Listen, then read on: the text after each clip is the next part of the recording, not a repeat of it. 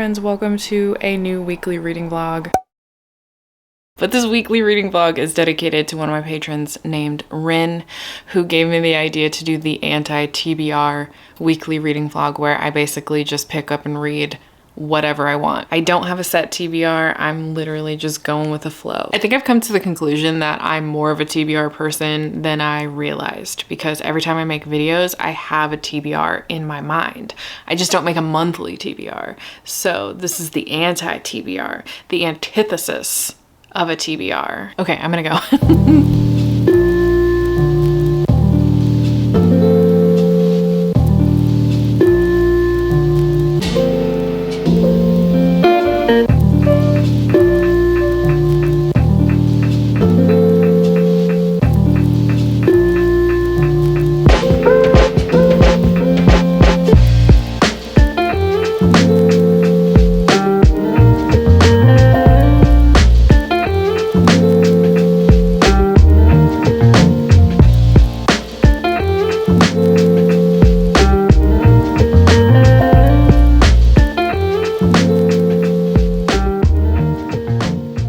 Hello, sorry for the bad lighting, but I just got a package, but I didn't order anything.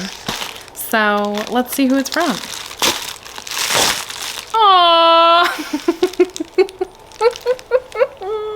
Just because I love you, Thunderfingers, from Erin. Do we? Oh my gosh. Did I put this on my wish list? I don't know. I must have. Oh, I'm so excited. I've been wanting to read this because Erin like gave it 4 stars and I love a romance fantasy, but this one's been getting such great hype. Oh my God. Thank you. I'm so excited. Human or vampire? Wait. Vampire? I clearly didn't know what this was about. Human or vampire, the rules of survival are the same. Never trust, never yield, and always, always guard your heart. The adopted human daughter of the nightborn vampire king, Auroraxbeam, carved her place in a world designed to kill her. Her only chance to become something more than prey is entering the Kinjari, a legendary tournament held by the goddess of death herself. But winning won't be easy against the most vicious warriors from all 3 vampire houses. To survive, Auroraxbeam is forced to make an alliance with a mysterious rival. Everything about Rain is dangerous. He is a ruthless vampire, an efficient killer, an enemy to her father's crown, and her greatest competition. Yet, what terrifies Auroraxbeam most of all is that she finds herself oddly drawn to him. But there's no room for compassion in the Kinjari. War for the throne of House of Night brews, shattering everything that Auroraxbeam thought she knew about her home. And Rain might understand her more than anyone, but their blossoming attraction could be her downfall in a kingdom where nothing is more deadly than love. This feels nice too. You know when you get a book and it just feels so nice. Oh my God. Okay. Oh, this is the same author who wrote Daughter of No Worlds, which I have on my Kindle. I have that on my Kindle. Thank you, Erin. I love you too. Hi, I'm making lunch, so you'll probably hear the air fryer in the back, but I wanted to give an update because let me double check, but I'm pretty sure I'm 20% into Happy Place, 26% into Happy Place right now. I'm really liking it, okay? I'm actually really liking it. The flashback parts are my favorite parts of it so far. They're like very sweet, very tender. I really liked the reflection on friendship, and you're saying there's like some sort of tension in the friendship group that has nothing to do with the fact that Harriet and Wynn are not together, because no one really knows that they're not together. That's the only thing about this book that's like a little bit, I don't want to say it's unrealistic, because I totally understand why they don't want to tell their friends that they're not together anymore, but they haven't been together for 5 months. And I feel like I would have said something to my friend group by that time. I wouldn't have waited 5 months. So I do think there's a little bit of an unrealistic nature of them not telling their friend group at all for 5 months. But I mean, I guess you're kind of also seeing that like their friend group has grown apart in some ways just by getting older, moving to different places, like starting their careers. And I like that aspect of showing how college friendships look so different than like post-college friendships. But I still think I would have told my friends about like if my partner and I were going through a rough patch, you know? I really think I would have. I don't think I would have waited 5 months, but I understand. I'm not saying it's unrealistic because I get that their friendship group is like so intertwined. That's the only part that's giving me pause, but I'm actually really enjoying this. I'm really enjoying the writing. I love the flashbacks. They are so sweet. They're my favorite part. I really like Win as a character. I'm just happy I'm having a really good time. Like, I think that I could really, really like this book and I might get myself a copy.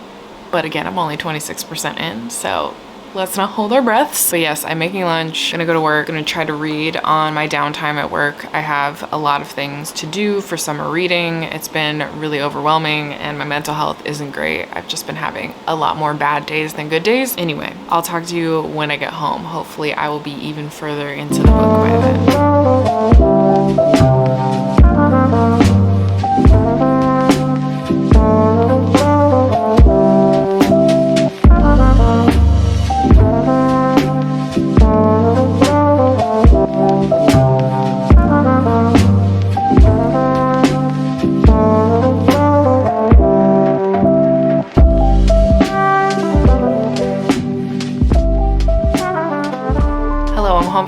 My new routine is either showering right after work or at least taking off my makeup and getting into pajamas because it helps me disconnect from the day. Anyway, I did finish Happy Place at work and I'm very conflicted. I'm not sure what I want to rate it. I think I'm settling on a 3.5 stars. So the couple in here is Harriet and Win, and Harriet starts out the book talking about this friendship that she cultivated in college, which led her to Win because Win came into the friend group and they ended up falling in love. And so you know that they had a romance for years and they were engaged, they were going to get married, but Harriet was in her residency and she was just very busy with school, so they just kept putting off the wedding and eventually they break up. So the story starts out where you know they're going on this summer vacation at this home that one of her best friend's family owns and it's going to be sold. So this is like their last hurrah. So instead of Harriet telling her friends, her best friends, that her and Win broke up, they decide to pretend during that weekend that they're still together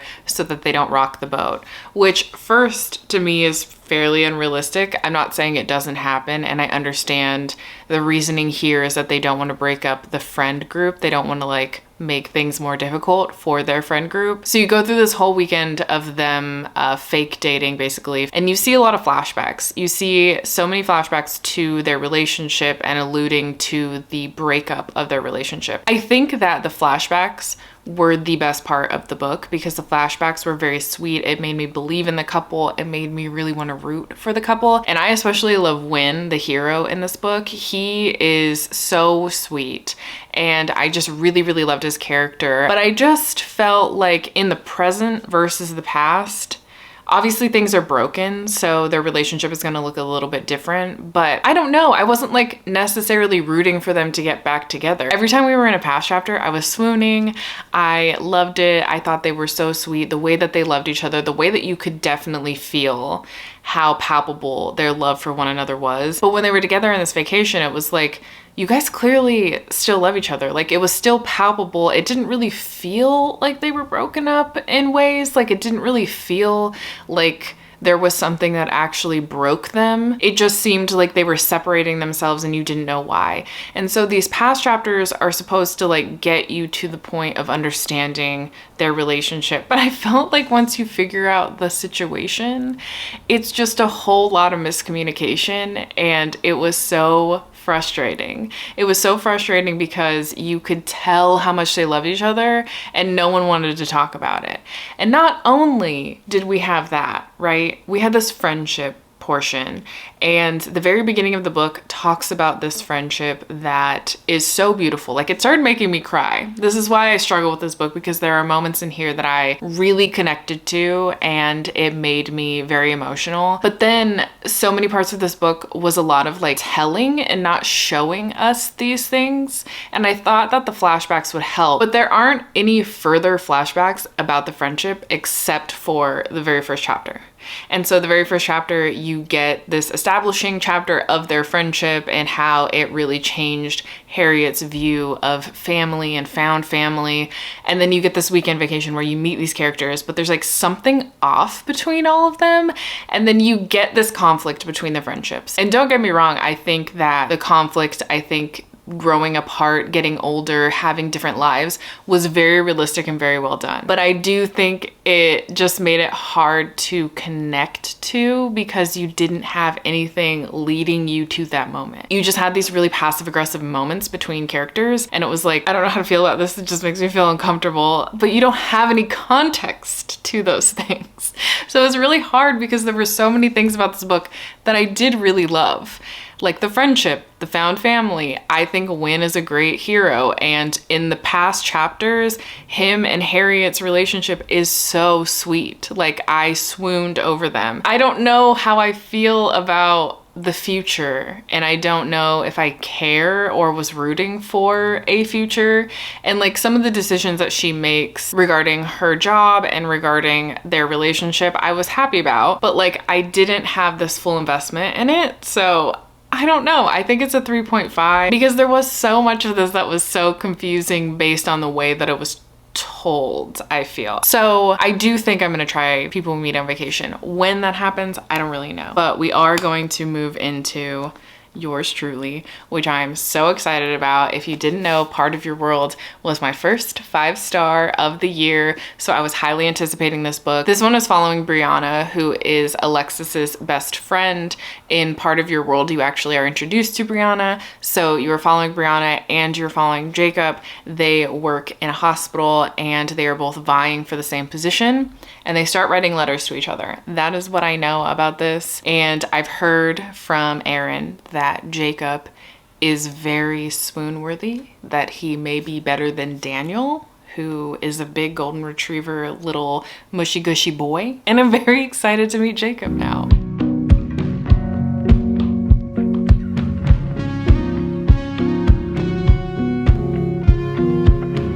Silver dollars and champagne for the trouble. It's a t-shirt in the backseat of your car. Head down just like your father taught you. Stick around when the walls start to fall. Good God, has anybody noticed you?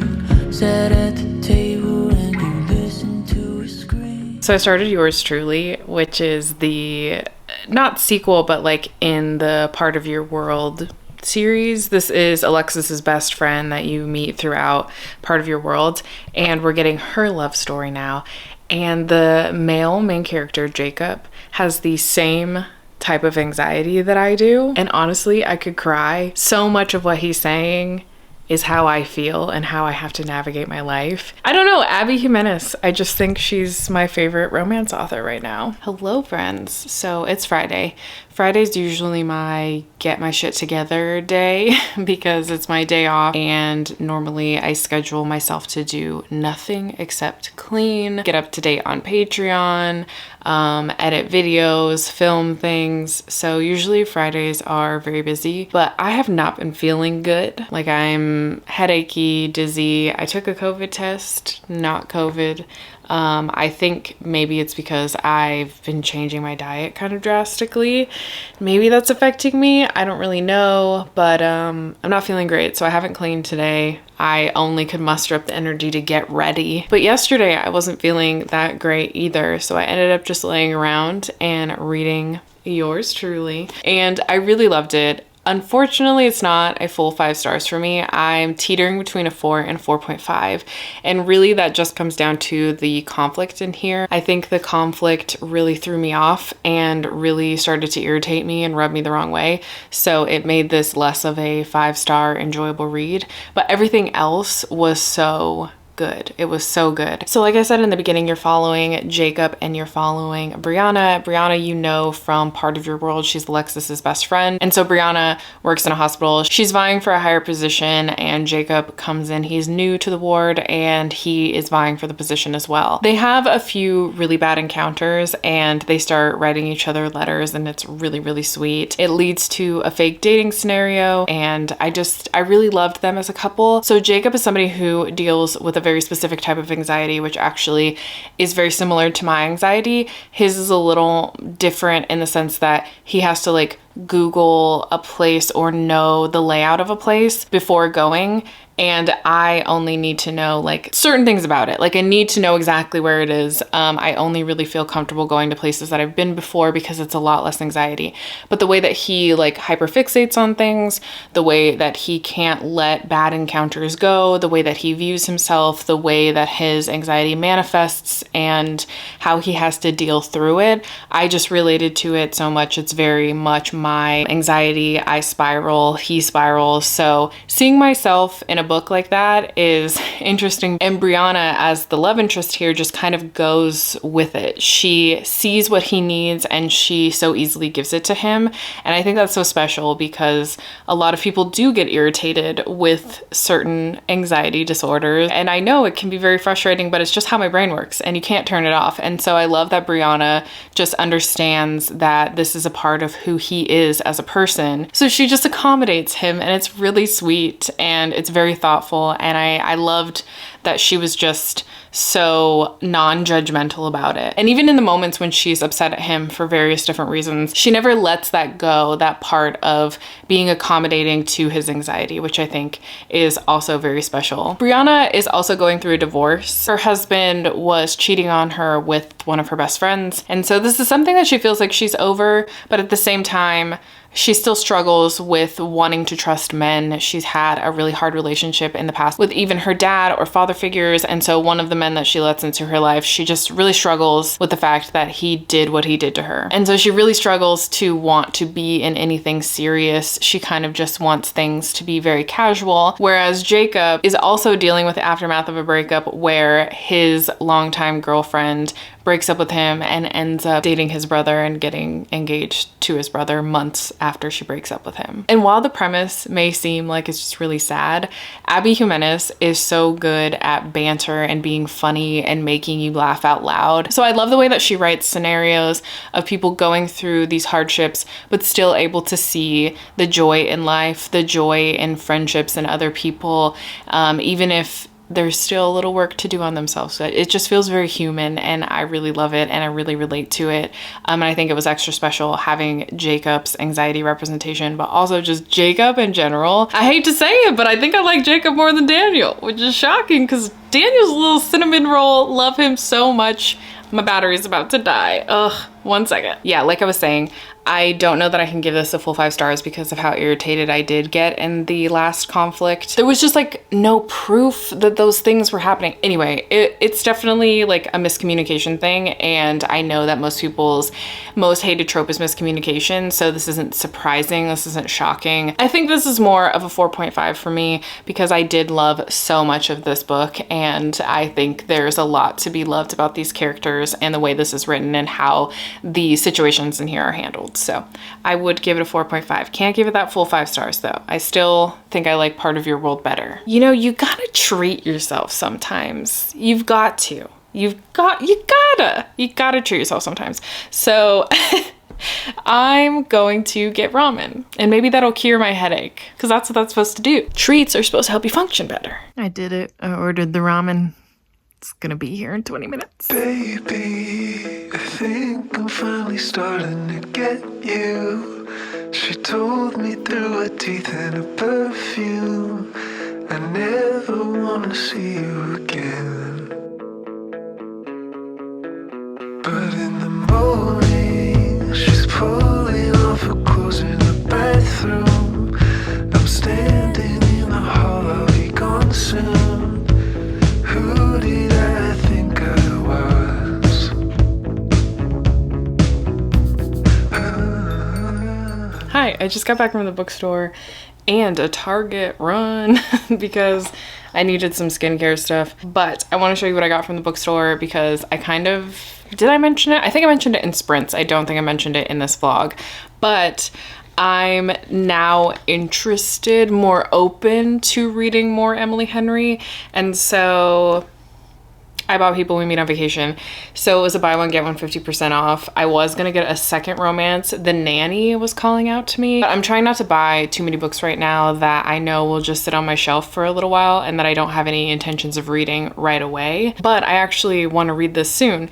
And I might start it in this vlog. I don't know, because I am in the middle of Book Eaters. I'm about here. I'm chapter 16. It's interesting because this like seems like I would be halfway right.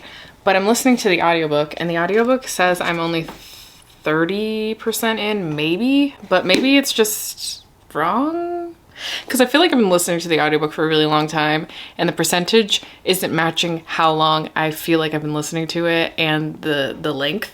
So I am enjoying this. I do like the concept of this. There is a main character who is a book eater. They actually like eat books to survive. And she's on the run, it seems, with her son. And her son is a, oh, I'm forgetting the name of it now, but he basically has to eat human brains in order to survive. So she consumes books and he is a rare breed of book eaters that consumes brains. And when they consume the books or the brains, they retain that information. And for him, it kind of becomes a part of him. It's almost as if he's lived those lives. This has a very interesting patriarchal society. The book eaters are very patriarchal and the women are very much commodities and they have one purpose, and it's basically to continue the line of book eaters. And that's because book eater women are typically infertile. So it's very hard to get pregnant. And when they do get pregnant, they more often than not have men.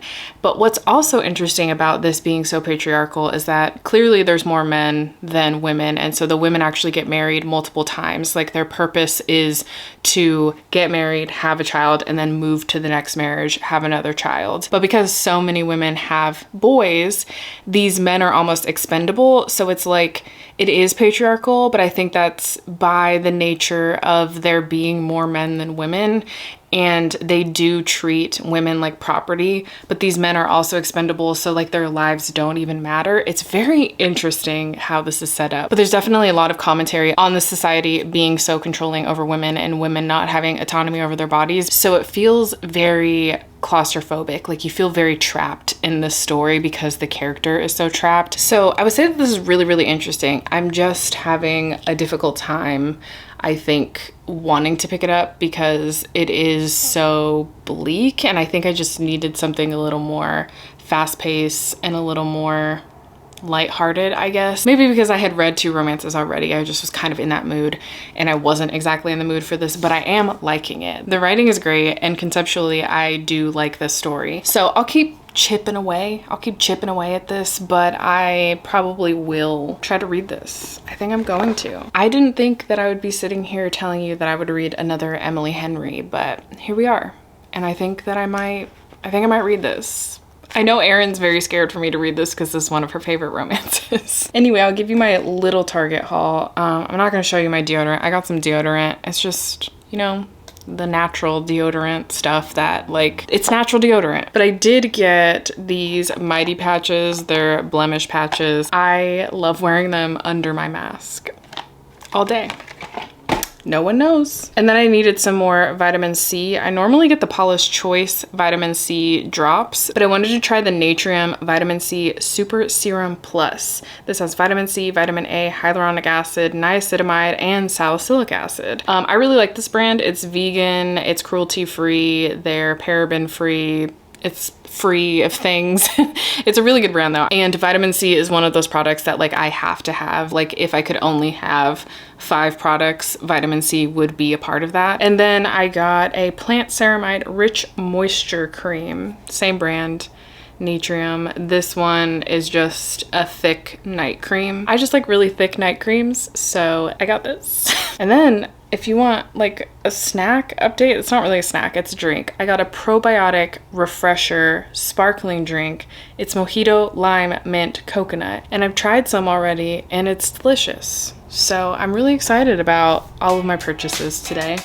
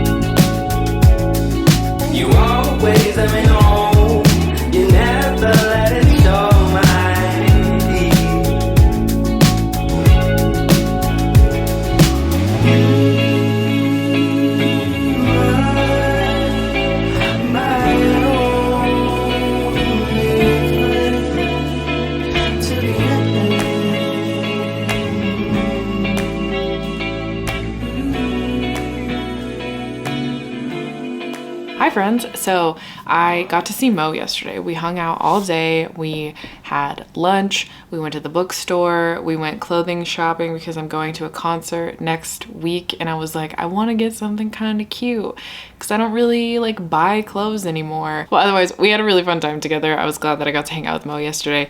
But when we went to the bookstore, I ended up getting a book. So I ended up getting Night Bitch because I've been seeing reviews about this where they're talking about how it's like a weird story about motherhood, and I think I've said before, especially reading The Push by Ashleah, I'm very interested in like weird motherhood stories, so I figured I would give this one a try. But the thing I'm the most excited for is that Mo let me borrow a book because I love this author, and she had said that she was pretty sure she requested it because I love this author so much. So she was like, you should borrow it first. The Reformatory by Tananarive. I am so excited. I have read the first chapter.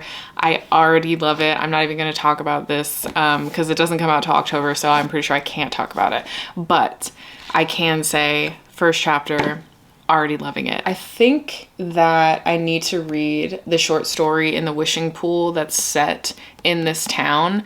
I think I might read that. Even though I want to read the whole collection, I think I might read that before I dive deeper into this one. But again, I can't really talk about it, so I'm just excited. But I'm actually here to update because I did finish People We Meet on Vacation. And you know what? I'm giving this 4 stars. I enjoyed this way more than I thought that I would. I think I said before that I read Beach Read, and while I did like it, it was only like a 3 stars for me just because there was some miscommunication in it that really bothered me. And I'm just bothered by miscommunication generally. I think that most people are. This also happened in the other 2 books I read in this vlog. So yours truly had a lot of miscommunication, and so did Happy Place. People We Meet on Vacation didn't have a lot of miscommunication in it. It was more of like missed opportunities. Since I'm still like newly exploring romance, I don't know if Friends to Lovers is a favorite. I do know that Fake Dating is a favorite because the majority of what I've read has had fake dating in it, but I'm not sure like if Friends to Lovers is my favorite or not, but it worked so well in here. I think what prevents me from giving it a 5 stars was that there were parts that kind of dragged out a bit. So to give you the premise, this is following Poppy and Alex, and they are best friends. They became best friends in college, and they're kind of an unlikely pair. Poppy's a little more bubbly and outgoing, and Alex is very introverted, loves to read, and has a bit of anxiety around people and social gatherings. He's sort of a creature of habit, but they form an unlikely friendship, and they have this thing where they go on vacations every year together, and even when they're in different relationships, they still go on these vacations. But it is starting to weigh down the relationships that they have because there's a bit of jealousy there, and there's a bit of sort of being possessive over each other in general, and their partners are like, what? Why? On top of that, you kind of see that there is a small sliver of both of them that continuously asks like, why aren't they in a relationship? But there was apparently a vacation where things may have gone a little further or something disastrous ensued, and they haven't talked for like 2 years until Poppy decides that she wants to mend things because her life doesn't feel whole without Alex, and they go on this disastrous vacation together, and you get these flashbacks of previous summers when they were on vacation, and then it comes back to the present time. And I really enjoyed this type of storytelling. This was also the narrative structure that she used in Happy Place, and it does work really, really well when you have 2 characters who have fallen out and they're kind of coming back together. I liked it a lot in both books. I like that narrative structure a lot. It worked especially well in here because we were mainly focused on their friendship and them coming back together and like why they fell out. I also think that the 3rd act conflict made sense to these characters and everything they've been through with each other and with other partners. So I don't know, overall really liked this, but again, it was a 4 stars just because there were parts of this book that sort of dragged for me that I didn't know why they were there or existed. And I'm glad that I read this. I'm glad that I'm giving Emily Henry a chance. I'm definitely going to read Book Lovers, and I never thought that I would see the day that I would read every Emily Henry book, but here I come. As for Book Eaters, I have not made any more progress in it, but I plan to finish it sometime this week. So yeah, thank you for spending the week with me reading books that were not on my TBR. Thank you again, Rin, for this idea. If you've made it this far and you have nothing else to say and you want to leave an emoji, feel free to leave vacation type emojis like a palm tree, an island, the ocean, whatever your heart desires, and I will talk to you next time. Bye.